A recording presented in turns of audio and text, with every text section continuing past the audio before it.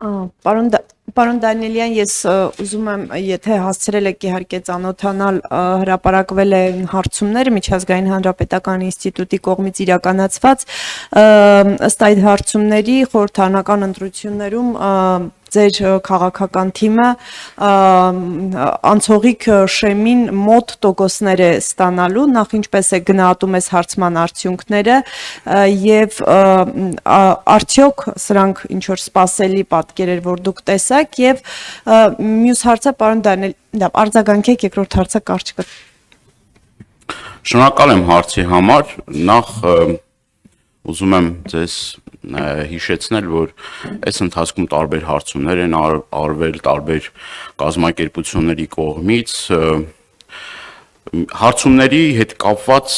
հետևյալը կարող եմ ձեզ ասել, հաշվի առնելով Հայաստանում տիրող իրավիճակը, դա վախի մթնոլորտն է, որ նաև իցույց տրվեց նաև վերջին շրջանում իշխող կուսակցության հանդիպումների ժամանակ, երբ որ մարդը սովորական մի հարց է տալիս եւ նման վերաբերմունքի է արժանանում, բնականաբար մարդկանց մոտ այդ վախի զգացումը կա, երբ որ մարդուն լայք դնելու համար Facebook-յան էջում աշխատանքից ազատում են, երբ որ այլ հայացքների համար մարդկանց աշխատանքից ազատում են, ինչ օբյեկտիվության մասին կարող ենք խոսել։ Բնականաբար հասարակության մեծ մասը խուսափում է պատասխանել հարցերին, ընտրության հետ կապված հարցերին։ Նաև գետնի վրա մենք տեսնում ենք, որ այդ բռնաճնշումները շարունակվում են եւ ընկամ ձեր հարցին, կարծում եմ, որ բավական ժամանակ կա, որ քաղաքական ուժերը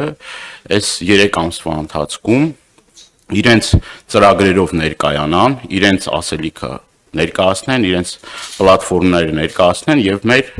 հասարակությունը եւ մեր հանրությունը հնարավորություն ունենա գնահատելու